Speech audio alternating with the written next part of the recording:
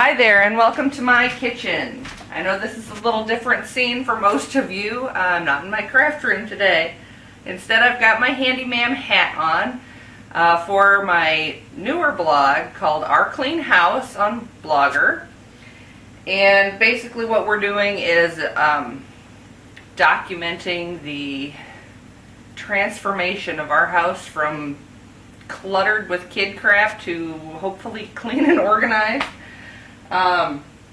One of my first projects here, because it's cheap, is putting hardware on all of our non-hardware cabinets, because as you can probably see, we have kids. Fingerprints everywhere on this dark wood is a pain to clean, and I don't know about you, but I would much rather just wipe down these knobs a couple of times a week than have to clean my entire cabinets not as often as I should.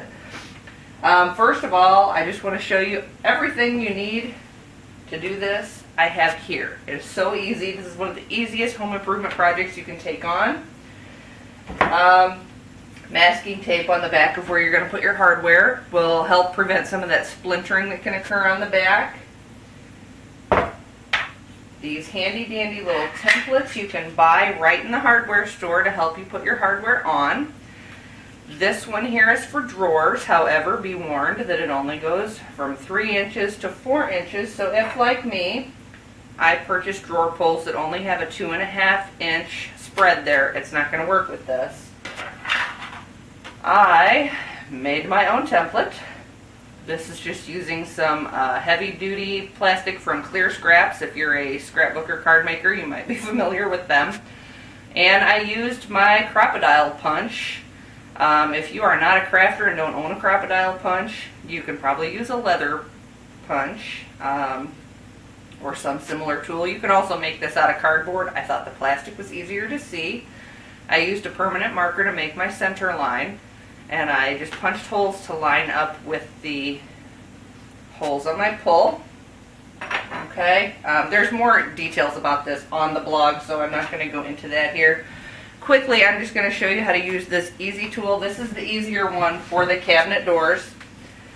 You just need to make sure that you're putting your, like I have single hole knobs, so there's a big hole here and it just shows you really easy. Slap it on there. So obviously for the other cabinet, you're going to flip it over, stick it on this way. Okay, for the drawers, let me go mobile here with this camera and bring you over so you can see closer what I do. Sorry about the wobbling here. Okay. I use just this handy metal ruler, and if you have wider drawers in your kitchen like I do, I use a metal tape measure to do the initial measuring.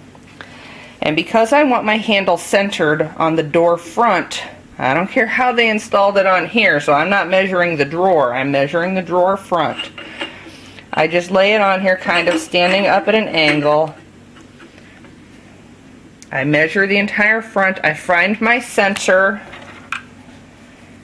and I just mark it on here with a pencil. Take that off. Close my drawer. You might need to leave it open a little to line it up with your lines. Okay, you're going to line up your center on there. I don't know if you can see that. I've got a little hole punched at the back where the center is, and I line that up with my pencil line. Put it on there, and then with the same pencil, I traced those little circles in my template. Here they are. Alright, and then I also used on my drill bit, I used the very tip of my drill bit to poke into the center so that when I go to drill, the drill bit will be properly seated in there, and it will be stationary and won't move around. Now this is one of these things that's going to make a mess, so clear off your counters unless you want to have a bigger mess to clean up later. But don't bother sweeping your floor, and wear your old dirty jeans because you're just going to get dirty. Okay, make sure you've got your safety glasses on. A cheap plastic pair from the hardware store will do. Alright, like I said, I poked a little starter hole here just with the very tip of this drill bit so it stays seated. Also, I did not empty my cabinets, but I made sure to take out anything that might get drilled into with the drill bit. I'll just clean that out later. So you line up that little point with your hole. Make sure you are dead straight on.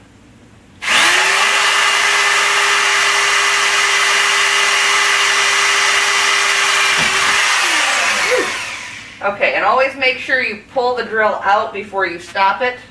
That just makes it easier to get everything, all the sawdust out of there. You can see that sawdust flew everywhere.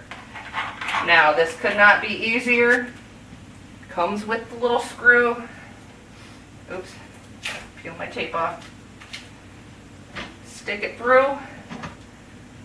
Spin your knob on.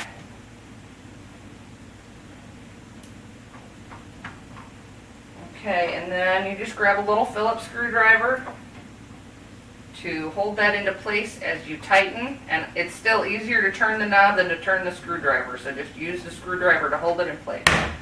Done. Also, one last thing I want to point out.